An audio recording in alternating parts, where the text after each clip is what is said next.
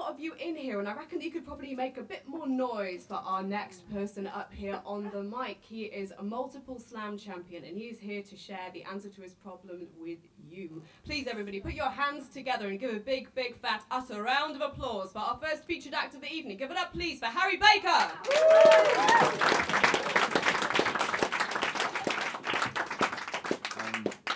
Can people hear me all right? Yeah. Okay, I'll read part of the letter. Dear Utter, I need your help. My friends and I watch cartoons to wind down after a hard day's work. Recently, we've come to realize that we've all become seriously attracted to cartoon women, to the point where real women seem overly detailed and visually complicated in comparison. The problem is that I can't stop looking at them and thinking, you're too damn realistic. If only you were a more stylized representation of the female figure.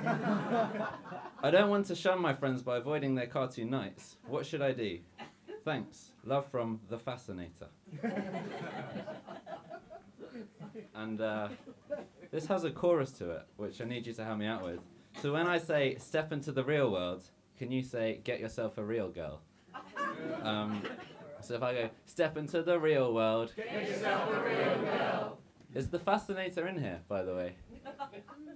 Okay, that's fine. But remember, we're helping someone out, so I need some oomph behind it.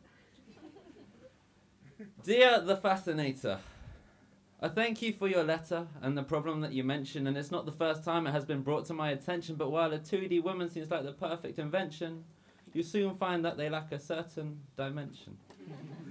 Because cartoon girls seem perfect until you scratch beneath the surface. And if you want to feel girls, then step into the real world and... Get yourself a real girl. I understand the appeal of the 2D. Real women are moody, or needy, or broody, or knee-deep in some complicated issue that they'll drag you into, then tell you they love you, then break your heart in two. But also, they are warm and soft and really nice to cuddle and listen to your troubles when your head's in a muddle, and it's the cartoon girls that are dangerous. Because you can't hug a cartoon without getting paper cuts. Because cartoon girls seem perfect until you scratch beneath the surface. But if you want to feel girls, then step into the real world. Get yourself a real girl. Nobody is here to pass judgment. But cartoon girls are all looks and no substance. And it's all short-term gain and long-term pain as an animated chat turns to a drawn-out discussion. I wouldn't recommend going too real too early, because kicking the cartoon habit cannot be done cold turkey. You're in a delicate position, so to aid the transition, I have developed a 3-step process. Step 1, you don't want to go too far off, so to start off, I recommend my girl, Lara Croft. She's fun and outgoing and loves raiding tombs and doesn't complain about periods and wombs. Step 2, now you're well on your way, boss. The next stage is to date a lady like Kate Moss. One who is technically real but a little bit flat, and someone who over-egged the pudding when it came to weight loss. Step 3. Now what we've done so far is start with a fictional girl that you can meet on the sofa, progress to a girl so skinny she needs no bra, and now we'll take it that one step further and find you a real girl. Because cartoon girls seem perfect until you scratch beneath the surface. But if you want to feel girls, then step into the real world. Get yourself a real girl. You say real women are complicated, and that may well be the understatement of the century, but that's the way it's meant to be, because men are complicated too. How else would we be able to do all the complicated things we do? Like completing a Sudoku on the loo while doing a number 2. But for you, the Fascinator, the solution is simple. Find yourself a girl who is simple. Because some women are more complicated than others. Avoid those who call themselves adventurous lovers. Stay clear of anyone who looks just like your mother, and find yourself a girl who is simple. Someone whose name is only 1 syllable. Like Meg, or Kat, or Jen, or Stace. Find a girl who doesn't know the meaning of the word highbrow, and as a bonus, one who draws in her own eyebrows.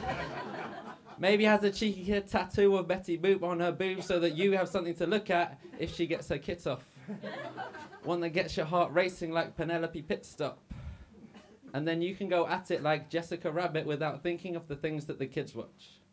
And if your friends are upset that you don't turn up to their cartoon nights, then make it all better and show them this letter telling them The cartoon girls seem perfect until you scratch beneath the surface. But if you want to feel girls, then step into the real world. Get yourself a real girl.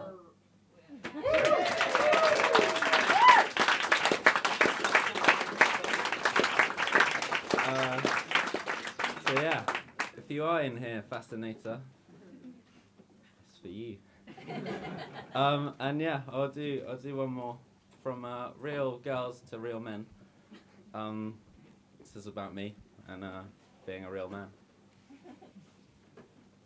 I am a man. Sometimes I put my manhood on display, like going skinny dipping in the sea on New Year's Day. I've gone up for thirds in an all-you-can-eat buffet, and I have not once worried about how much I weigh. I am a man. Sometimes I do manly things. Not to prove I am a man, but that's just part of what it brings. So when I stay up playing FIFA on my PS3 till 4, it's not because I'm insecure, it's because it's fun. And some say the real men are brave men. And brave men are cavemen. And cavemen are men who do not really show emotion. I say if something is real, man, it's something you can feel. And that could be love, religion, fear, or uncertainty, because real men have issues. And real men cry. That's why they make man-sized tissues for their man-sized eyes. And I cry quite a lot.